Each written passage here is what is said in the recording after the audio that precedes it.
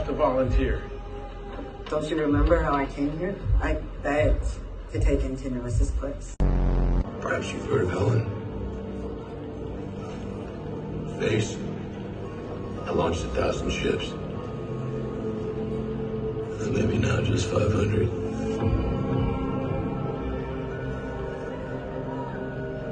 So many left on the battlefields of Troy for that face. For your brother's ambition. This one looks familiar. No one is going to hurt you. My name's Eurylochus. What's your name?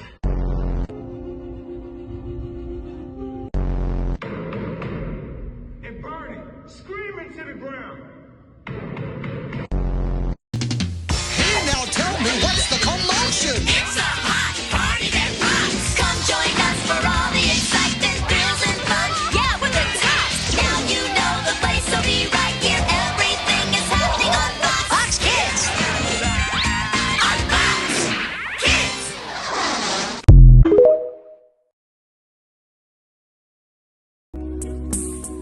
Well, I've been waiting for this moment all my life.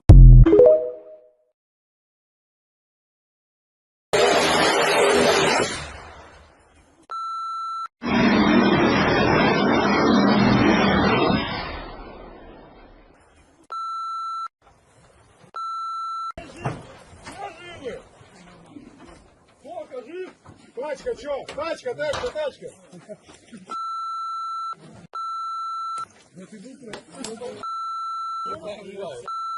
Тихо! Жив кофе? Да.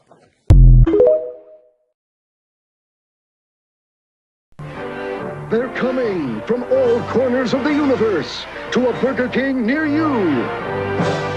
The Superpowers Cup Holders. Only Burger King puts them under your child's command. When they buy a soft drink, they can get a Superpowers Cup Holder to play with for just $1.24. Superman, Batman, Wonder Woman, Darkseid. $1.24 each. Collect all four while you can, because the Superpowers team is headed for other galaxies. Another. I knew it. I didn't put enough rat poison in this cheese. Yeah.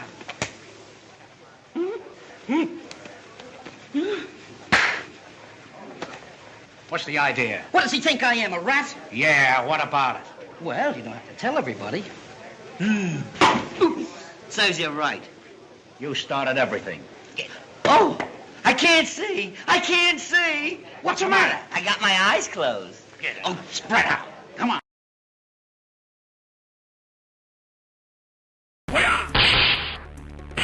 Finish him. No, this man has fought with honor. I've done enough.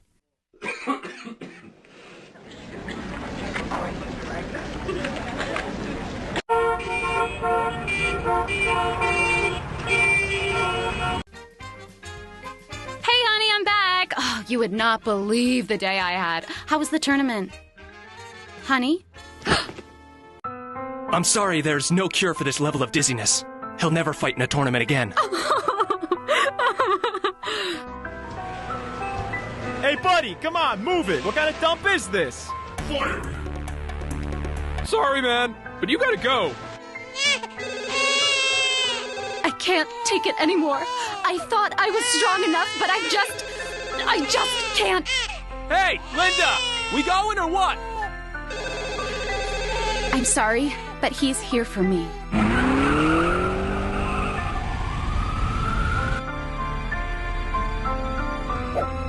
And so he says, I'm not going there. And so I say, get over here. Scorpion wins fatality. Huh?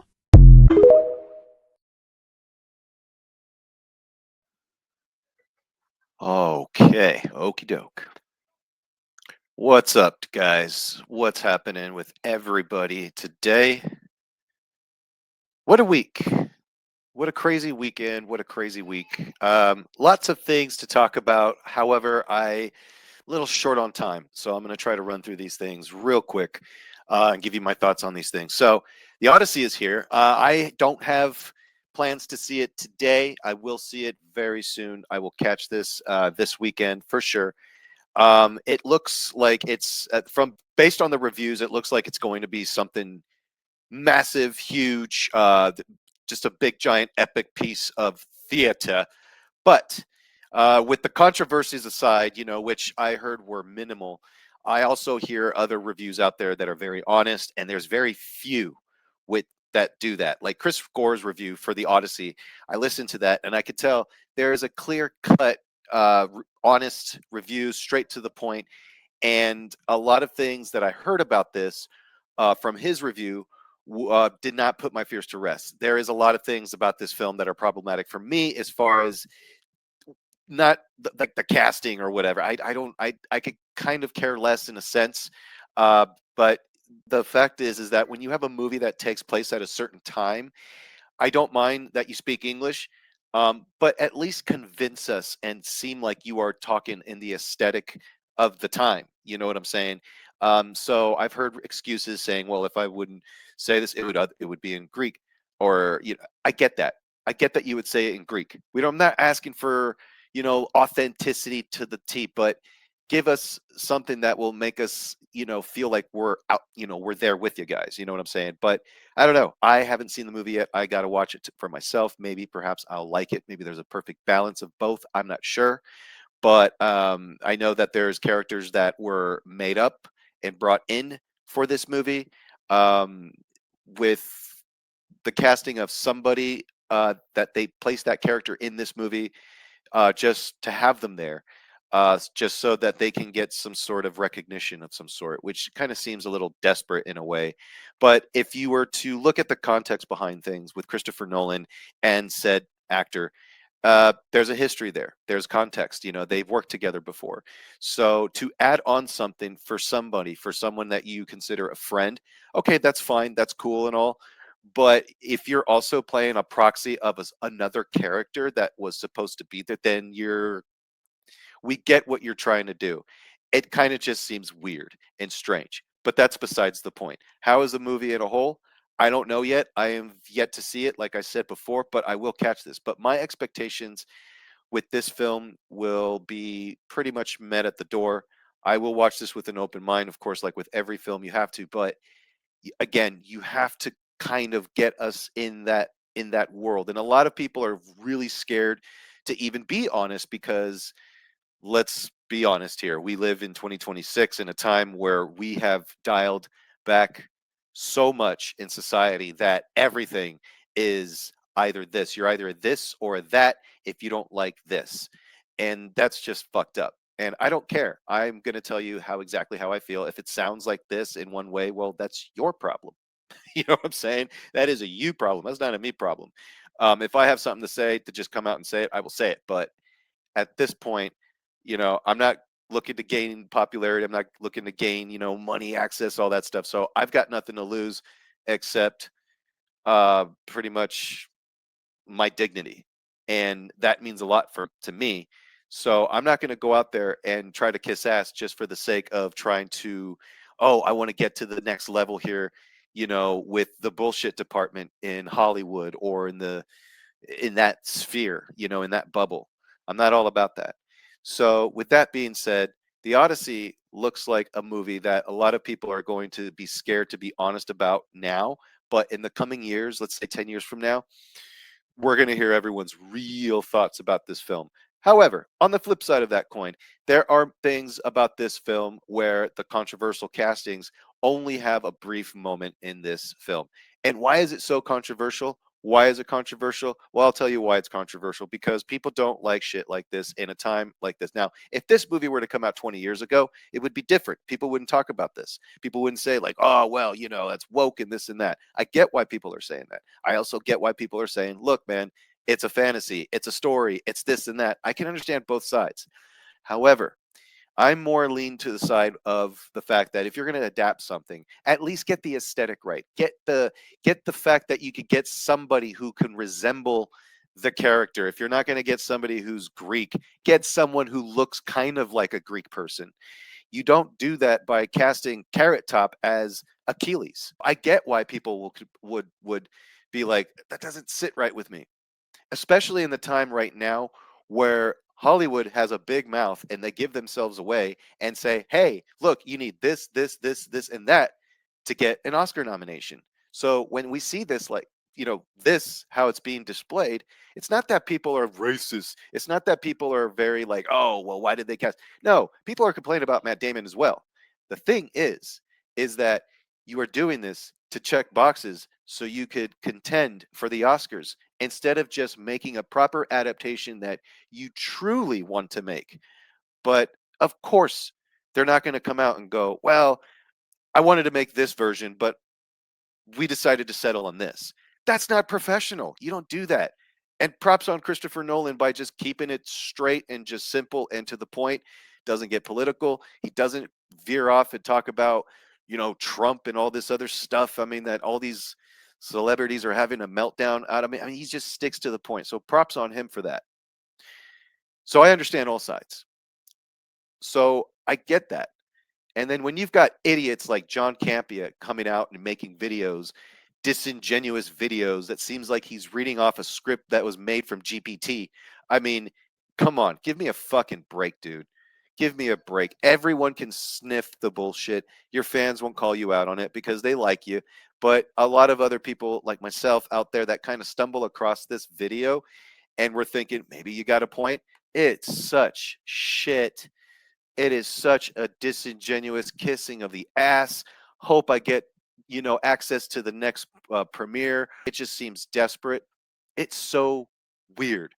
And John Campea has always been full of shit. I don't understand how Robert Meyer Burnett could sit there and do. I mean, look, I know they're friends. You've got people like that just trying to play superhero online for the people out there who are just looking to hear what they want to hear. And it's just such bullshit. It's like I said, it's disingenuous. It's creepy. It's weird and awkward. And look, do your thing, but people are going to have thoughts about that. So anyway, the Odyssey, Christopher Nolan. I want to see it. I'm curious to see how this movie turns out. I might like it. I might actually really like it. Who knows? I just know that Christopher Nolan, he's got some. He doesn't really have bad movies. He just has some weak films, and like I would say, perhaps Tenet, Dunkirk, and those are like the two. Oppenheimer, I loved up until the third act, and then I just liked it. So with this, who knows? Let's see what happens. Right now, let's get into the Batman. And not much really here to kind of go off onto, but I mean, like, look, if you've seen it, you've seen it. Matt Reeves released a video of Robert Pattinson as Batman. The ears are a little bit longer, so that's pretty cool. Other than that, we don't get any reveal of the suit. I think it's the same, to be honest with you. The collar, I'm not a big fan of it, but whatever, it is what it is. This movie is getting delayed to 2028 now. February 28th, I believe. No, February 18th of 2028. February of 28. So there you go. That's still a long time from now. And it kind of sucks because I've been looking forward to this movie. I want to see this movie. I thought maybe from now till then they'll have enough time in production to actually make the movie, then release it. But apparently not. I'm not sure if it's a James Gunn thing. I'm not sure if they're like, hey, listen, I need Man of Tomorrow to have its space. It needs to have its year. It needs room to breathe. I can't have Batman's dick slap Superman's face right now. So I need this to just air out. And listen, it could be that. It could be something else. It could be something from Warner Brothers it could be anything. It could be a number of things. So we don't really know who it is. We can all just speculate pretty much. So this sucks. I'm looking forward to this, not Man of Tomorrow so much, although there are people looking forward to Man of Tomorrow. So I get that. But Man of Tomorrow is looking to be a stacked film that is slowly not becoming Superman's sequel. So when Man of Steel came out in 2013, we got a solo Superman movie. Whether you liked it or not, it was a solo Superman movie. It was Superman Begins. And we got a sequel, Batman versus Superman. And Superman got robbed of his own sequel because we had Batman slapping his dick onto Superman's cheeks. So when we got that, we got Wonder Woman at the end and then Justice League. And Justice League, I don't even think about. To me, it's the Snyder Cut. It was just the official third film. people who want to be cynical are like, no, that the Joss Whedon version. I don't look at that movie as a canon. I don't. It's the Snyder cut. But either way, both films, not a Superman movie, and so they want to call it a Superman trilogy. So I always like, that's bullshit, man. Superman, Cavill got robbed of having his own sequel. However, we come to Man of Tomorrow, and you've got like every single person besides Batman and Robin from Justice League International stepping in to fight Brainiac in this shit. I'm not even sure if it's Justice League International, but there's a lot of fucking characters in this movie, and it's not Superman's movie. So again, you could use the mental gymnastics all you want and going, well, it's going to be a Superman movie because here's why, and this and that, blah blah blah. It just does. I'm not excited for it, and it sucks because here we are in a world where we can have all this DC stuff, a chance for a reboot, a chance for a Superman, then Batman, and then a Wonder Woman, and then Flash, Aquaman, Green Lantern, Justice League. And then you get all the part twos, and you could do your Supergirl and all these other, B characters and B villain characters, all this stuff. And then we could get Justice League 2, and then we can move our way into Justice League International. But we didn't do that because James Gunn just wants to do films and projects that just suit his fucking playlist. And I swear I will stand by it. I think he just wants to direct Batman and take charge of it and make his own Batman just so he could put a fucking Batmite. I promise you, you will remember these words. And so, because I remember his. So, with all that being said, we're not getting a true Superman sequel with Man of Tomorrow. We are getting a Batman sequel. It's going to be great. It's going to be awesome. It's going to be just from what I've heard, the rumors of the storyline with Poison Ivy and all this stuff. Not sure about all that stuff, but if it's true, I'm down to see this. I'm down to check out what Matt Reeves has in store for this sequel. I did like the first film up until its third act. The third act was a little messy for me. I wish the movie would have just ended right when the moment when that guy got killed. If those of you who haven't seen the movie, too bad. Carmine Falcone, when he got murdered from the Riddler, I think it should have ended there, but whatever. It was an okay, decent detective story. But what got me was the Penguin series.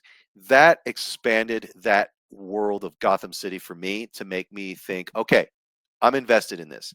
If there's no superheroes in this universe, great. If they want to place this universe into the DC universe that James Gunn started, that would make that universe even more richer.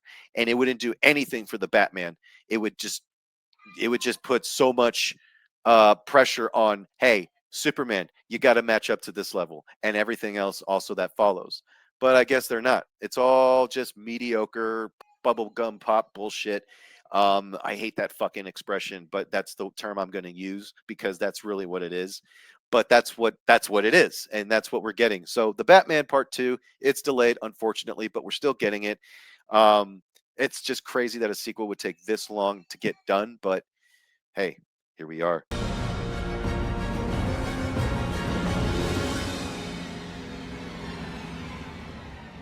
Sam Neill passed away at the age of 78. Not sure. I should have just looked this up beforehand. But Sam Neill was an actor that it's so strange because I just got done watching Merlin. I watched Merlin. He was 78. 78 years old, man. He's my dad's age. But I watched Merlin and I thought, man, Sam Neill, great actor. 2 days later, passed away. What the fuck?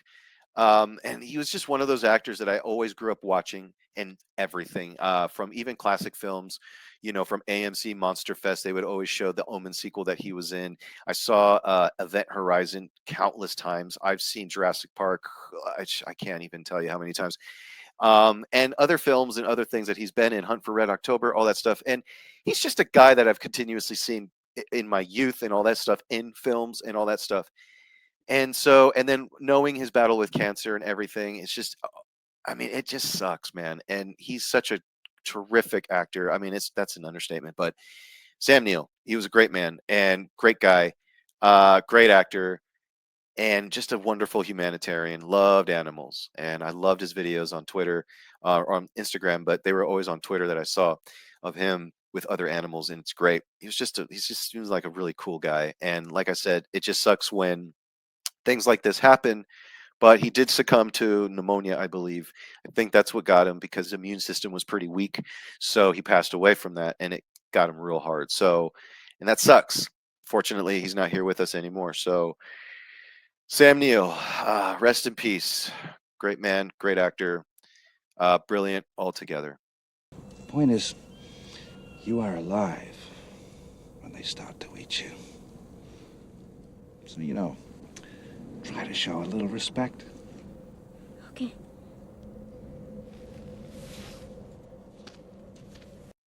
The other day, I was checking out the trailer to Godzilla Minus Zero, which they have a new one. And I was like, oh shit. So I clicked on that one because I was watching the first one that came out months ago. And so it came out with this new one.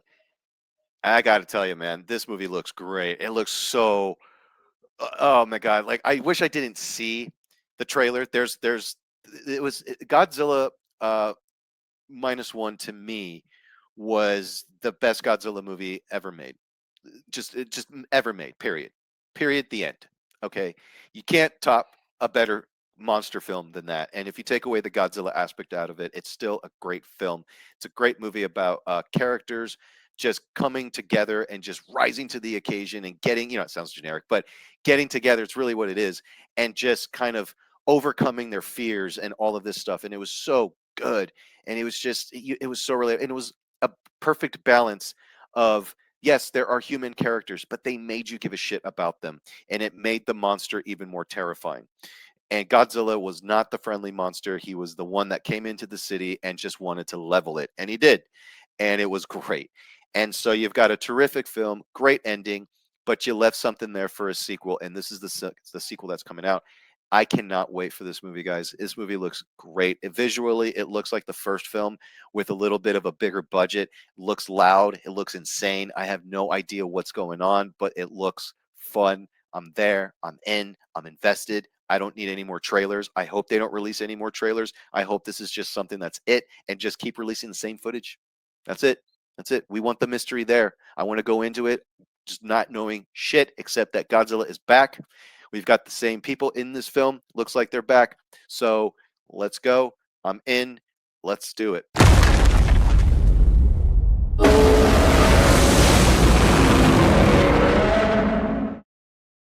What do you think is going to happen in Spider-Man Brand New Day? This movie's coming out at the end of the month, and I can't wait. This movie looks great. They're releasing a lot of stuff from it. I avoid watching any of that stuff, so I'm going to go into this movie a little bit, blind, pretty much, compared to a lot of things that I always read online, like leaks and all that shit. This movie, I'm going to go see it, and Punisher's in it. I know we got Jean Grey in it, played by Sadie from Stranger Things, plays Max. Can't remember her name, but she's in it. She plays Jean Grey. They want to kind of like keep the role a secret, but there's action figures out there that are already revealing her, character, and all this stuff that's happening. But I want to know what you guys think about what's going to happen at the end of Spider-Man Brand New Day. It's been a thing that's been going on for months. The speculation is crazy. Then Tom Holland said some shit today I read online where he says it's really about the last frame that changes things in a different direction or some shit like that. I was like, yo, let's go. This is going to be insane. I can't wait. Bring on the symbiote, bring on Secret Wars. I don't know what's going to happen. I hope it's something cool. I hope it's not like, oh, guess what? MJ remembers now or some stupid shit like that. But we'll see. But speaking of the MCU, see, now there's rumors talking about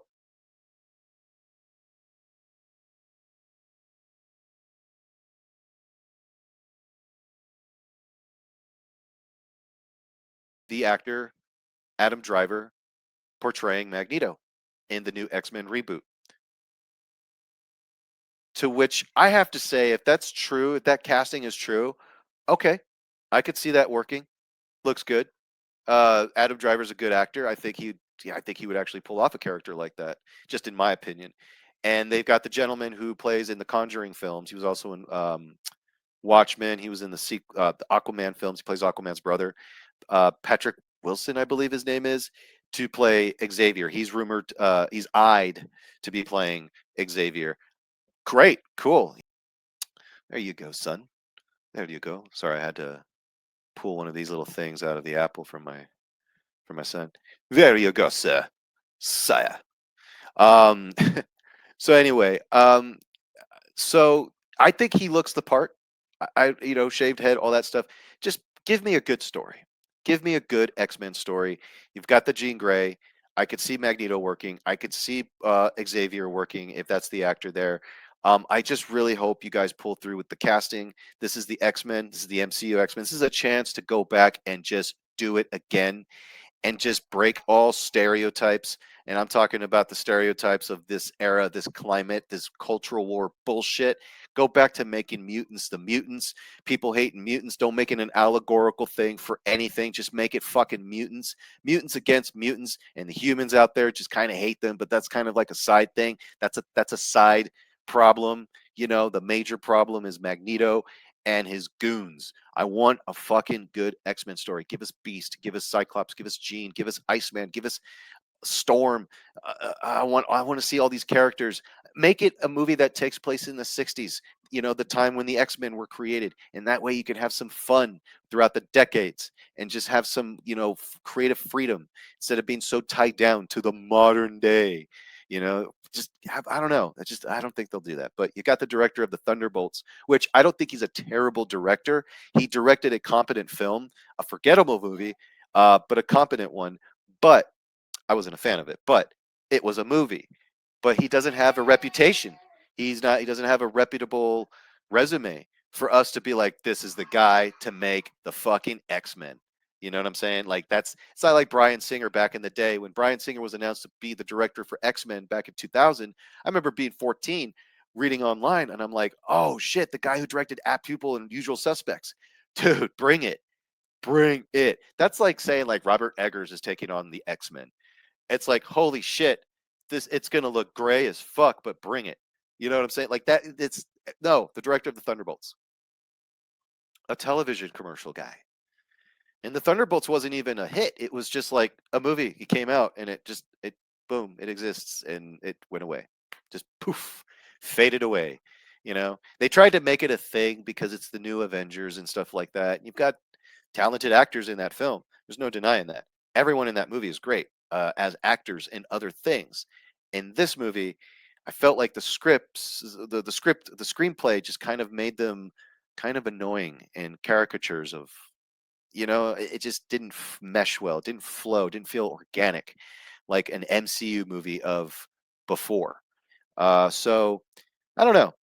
With the MCU happening, with the reboot of the X-Men, I really hope it just starts things over again and just kind of like just do the mutants.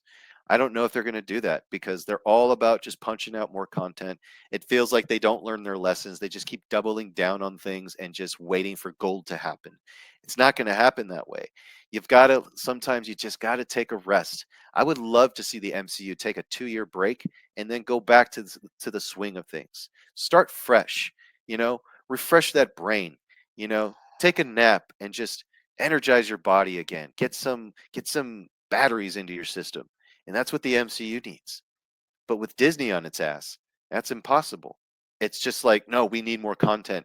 Make a show about Daryl, the guy, Thor's roommate and shit. Make it a thing. You remember that? That was fucking dumb. That was when I knew things were heading in the wrong direction.